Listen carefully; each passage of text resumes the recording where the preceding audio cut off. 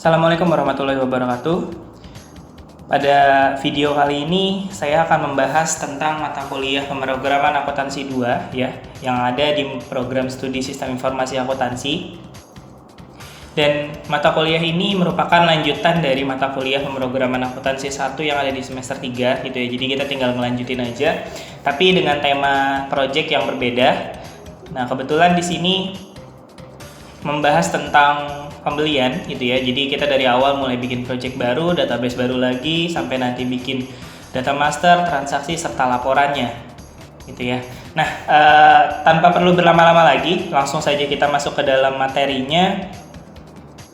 Mungkin di video kali ini saya akan gabung langsung antara pertemuan 1 dan pertemuan 2. Karena di pertemuan 2 itu materinya tidak terlalu banyak. Di pertemuan 1 materinya tidak terlalu banyak. Mungkin pada video kali ini saya akan membahas isi materi dari pertemuan 1 dan pertemuan 2 langsung saya gabung dalam satu video, karena di pertemuan 1 materinya tidak terlalu banyak ya teman-teman semua. Hanya instalasi saja dan pembuatan project baru yang nanti akan kita praktikan. Lalu di pertemuan 2 nanti akan membahas tentang pembuatan database serta komponennya. Oke, baiklah, kita bahas dulu untuk di pertemuan 1. Yang pertama, setup awal project. Di sini tools yang dibutuhkan kita sudah punya ya dari semester 3, ada Exam versi 7 atau yang lebih tinggi lebih bagus. Sesuaikan dengan kebutuhan laptop masing-masing, pakai Windows ataupun pakai Linux ataupun pakai Mac OS. Setelah itu jangan lupa install Composer di sini ya. Nah, ini wajib install Composer nih gitu. Jadi teman-teman semua sebelum membuat project baru harus update dulu nih komposernya gitu ya. Nah, komposernya gimana cara update-nya?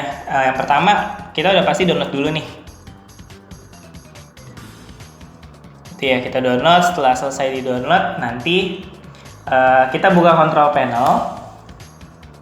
Nah, kita buka control panel, komposernya kalau memang sudah ada yang versi sebelumnya, ini kita uninstall aja. Gitu ya. Setelah di uninstall sampai prosesnya selesai, nanti baru install lagi yang ini, Composer Setup. Ya, kita install lagi Composer Setup-nya.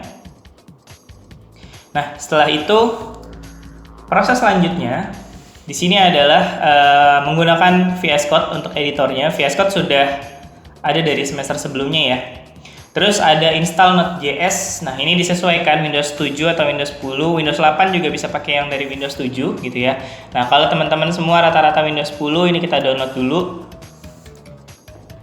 Ya, ini tinggal kita download aja Windows installernya. Nanti Node.js-nya akan terdownload gitu ya. Tunggu sampai prosesnya selesai baru kita install nanti gitu ya. Nah, yang pertama tadi kita install adalah Composer. Nah, setelah itu kita install juga nih Node.js-nya. Node.js-nya kita install. Kebetulan di sini saya udah install ya, jadi saya nggak perlu praktekkan lagi. Nah, terus untuk perintah umum ini sudah tidak perlu dibahas lagi karena sudah di Laravel 1. Nah, selanjutnya kita bikin project baru nih pakai CMD. Gitu ya. Kita buka dulu CMD-nya dan pastikan project path-nya itu ada di Exam htdocs. Berarti kita pindah dulu ke Exam. Nah, kita pindah ke htdocs gitu ya. Baru kita klik atau kita ketik Composer create project, prefer this Laravel versi 7. Nama projectnya adalah Project SIA 2. Nah, ini pastikan koneksi internetnya aman ya untuk download semua source Laravelnya. Kalau enggak, nanti akan terjadi kendala pada saat progres download Laravelnya. Nah, ini bisa kita langsung enter aja.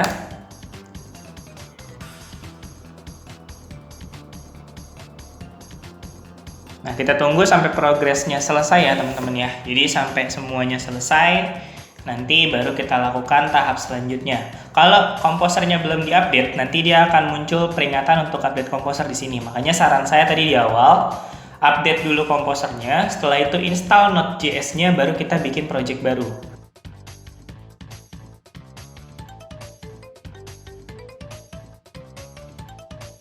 Pastikan bikin project barunya sudah masuk ke dalam path htdocs.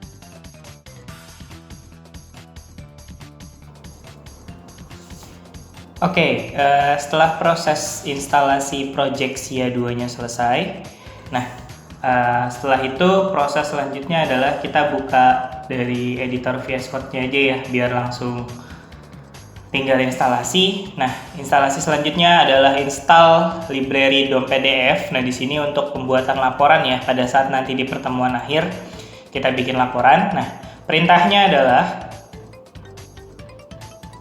composer require berry vdh / laravel strip DOM PDF.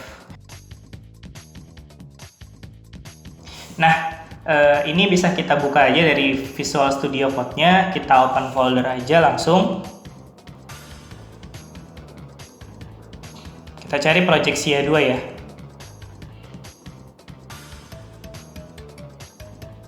Nah, oke. Begitu masuk ke project SIA 2, gitu ya. Nanti untuk instalasinya kita nggak perlu lagi dari sini nih, ini sudah selesai. Kita bikin projectnya cukup dari CMD aja, gitu ya. Nah, terus tinggal kita ke terminal, new terminal aja.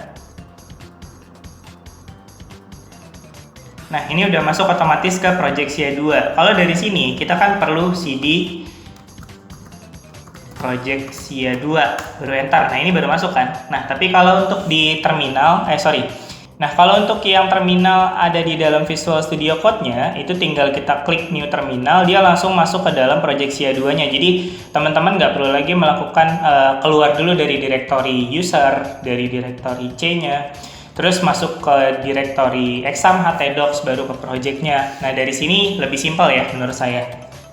Oke, nah setelah itu tinggal kita ketikkan perintah yang tadi, composer require berry vdh / laravel DOM PDF. Ini kita enter aja. Nah, ini dia akan langsung instalasi ya. Semuanya sampai selesai. Kita tinggal tunggu aja.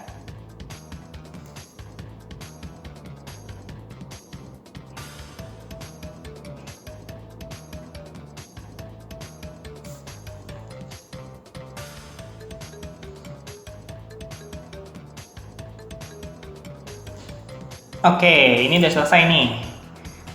Sudah selesai instalasi DOM PDF-nya ya. Sekarang kita lihat lagi perintah selanjutnya. Nah, di sini ada proses yang harus dilakukan lagi setelah instalasinya. Kita integrasi package DOM PDF-nya dengan project yang dibuat dengan cara menambahkan kelas DOM PDF pada file app.php yang terdapat pada folder config. Nah, sekarang kita cari dulu folder config-nya, ini. Nah, ini app.php-nya. Ini agak saya turunkan ya, biar bisa kelihatan yang atas. Nah, perintahnya, pada bagian provider dan alias, ditambahkan kode seperti di bawah ini. Ini kita copy aja. Di tab provider ya, kita lihat dulu. Nah, ini provider, berarti di paling bawah, ini tinggal kita tambahkan. Dan satu lagi yang di alias. Ini di aliasnya. Kita tambahkan juga di paling bawah. Oke, selesai. Setelah itu ada instalasi library Sweet Alert. Sweet Alert ini digunakan untuk nampilin pesan berhasil atau gagal gitu ya, biar aplikasinya terlihat lebih bagus gitu ya. Nah, tinggal kita instalasi lagi di terminal yang ada di dalam.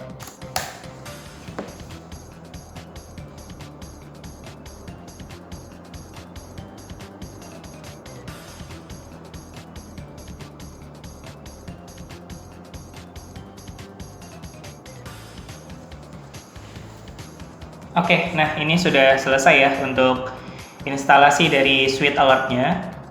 Nah, kita lihat lagi setelah itu pertemuan 1 harusnya sudah selesai ya. Nah, sekarang kita masuk ke dalam pertemuan 2 nih untuk pembahasan videonya. Di pertemuan 2 ini adalah pembuatan database, model, serta table yang nantinya akan kita gunakan dalam proyek pembelian. Di sini bikin database-nya dulu ya di phpMyAdmin dengan nama dbsia2. Oke, kita buat dulu di sini dbsia2. Kita bikin, oke, database-nya sudah. Setelah itu kita setting koneksinya dari file env yang ada di dalam Visual Studio Code ini ya, db database-nya dbsia2, kita save. Nah, setelah itu di sini buka folder project dengan menggunakan Visual Studio Code ya. Jadi nanti kita bakal bikin model-model yang dibutuhkan gitu ya. Nah, ini modelnya ada barang sampai ke laporan. Ini kurang lebih sekitar 17 model yang harus kita buat sampai buat di akhir nanti, kita langsung buat aja di awal. Oke, kita buat dulu di sini untuk yang barang. Kita buka terminalnya, sudah, tinggal kita buat create model barang. Setelah itu adalah supplier ya. Oke, supplier sudah. Setelah itu adalah akun.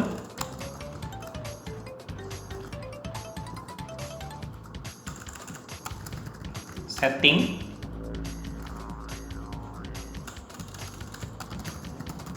Pemesanan.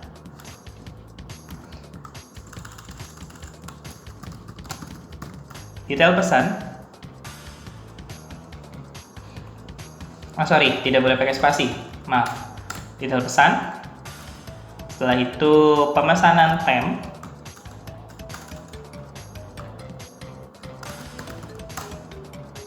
Nah, setelah itu ada lagi tem pesan.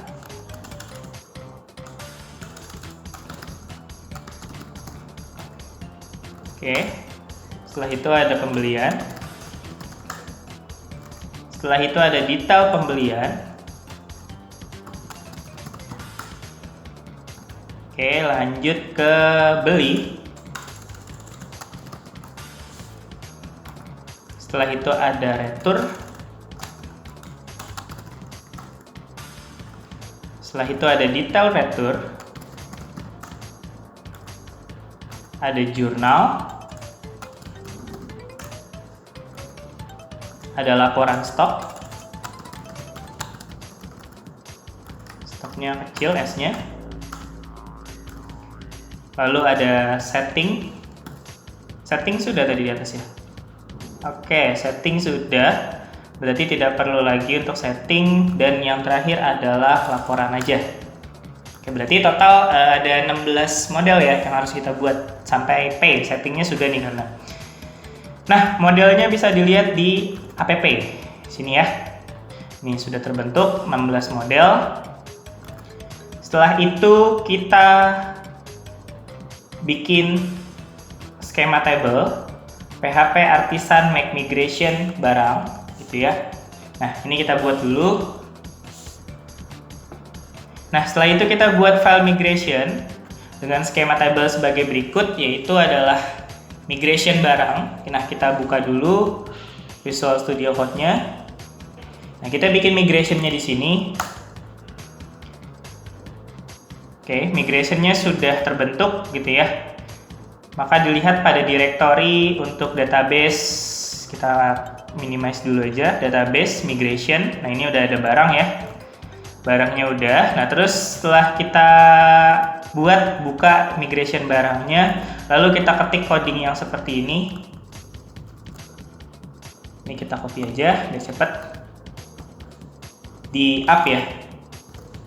Oke, nah setelah itu ini kita bikin kode barang, nama barang, harga dan stok ya. Kode nama barangnya dengan tipe string, harga stoknya dengan tipe integer. Kode barang size-nya 5, nama barang size-nya 25 dengan kode barang sebagai primary key. Nah, setelah itu kita ketik PHP Artisan Migrate lagi di sini.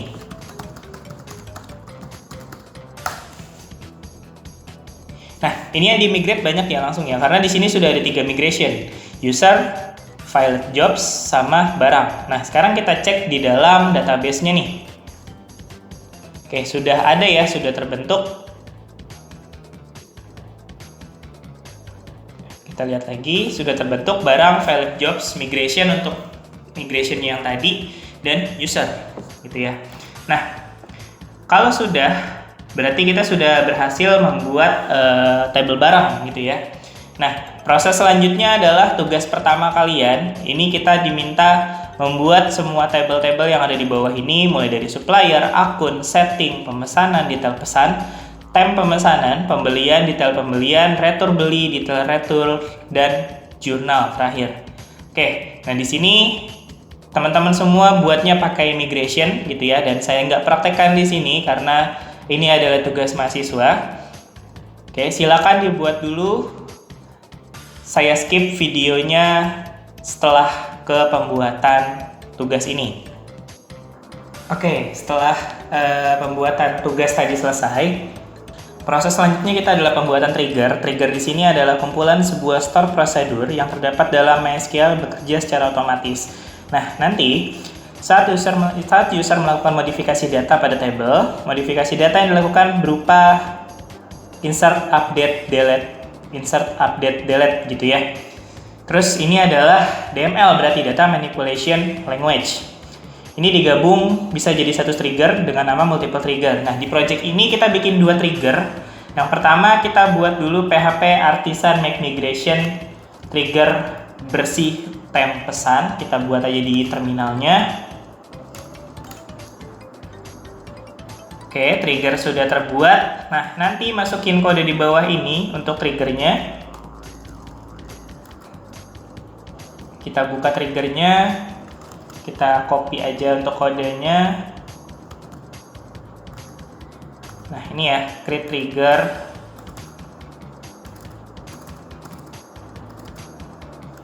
Oke, kita simpan. Terus di bawahnya jangan lupa ditambahkan ini db unprepare untuk di public function down-nya. Nah, kalau sudah untuk triggernya, ya ini udah semua ya. Create trigger clear, detail pesan for each now, begin, delete from temp pesanan, end, terus tutup. Oke, kalau sudah kita save. Lalu trigger selanjutnya yang kita buat adalah trigger tambah. Di sini kita ketik lagi di terminalnya, bikin trigger tambah. Oke, kita buka trigger tambahnya, kita tambahkan lagi untuk codingannya di up. Ini kita rapikan aja.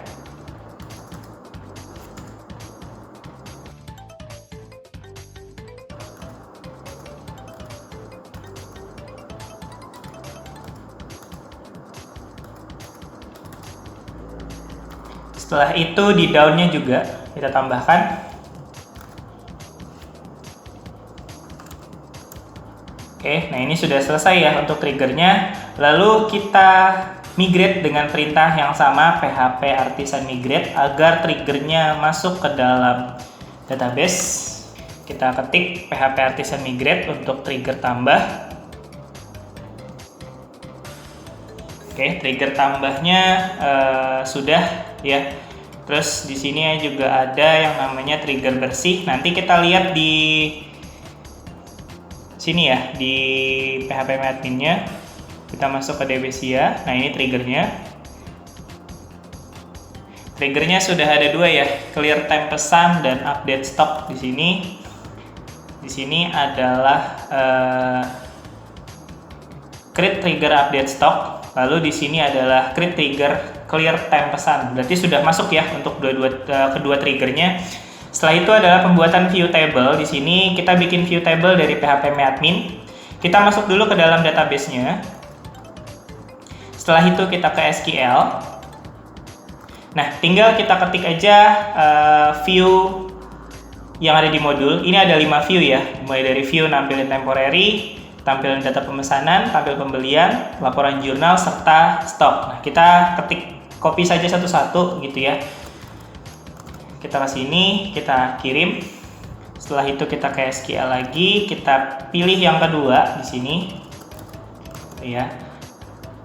Sampai 5 view-nya masuk semua.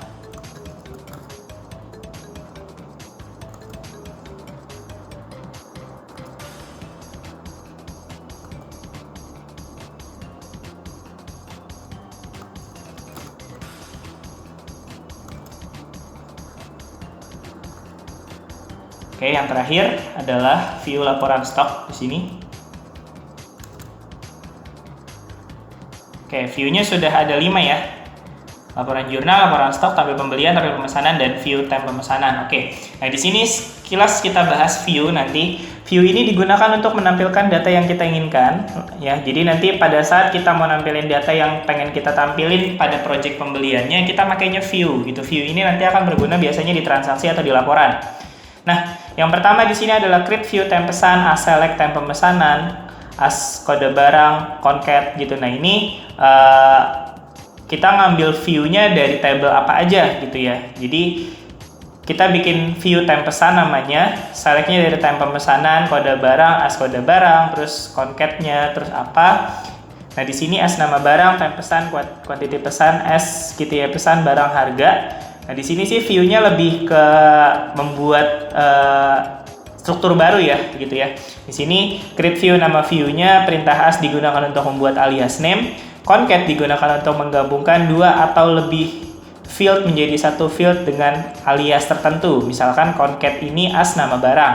Jadi jika manggil nama barang adalah nama barang 20.000. Nah, misal jika kita nambahin spasi di antara nama barang dan harga, maka kita harus merubah concat menjadi concat misalkan seperti ini kalau mau pakai spasi. Jadi ini.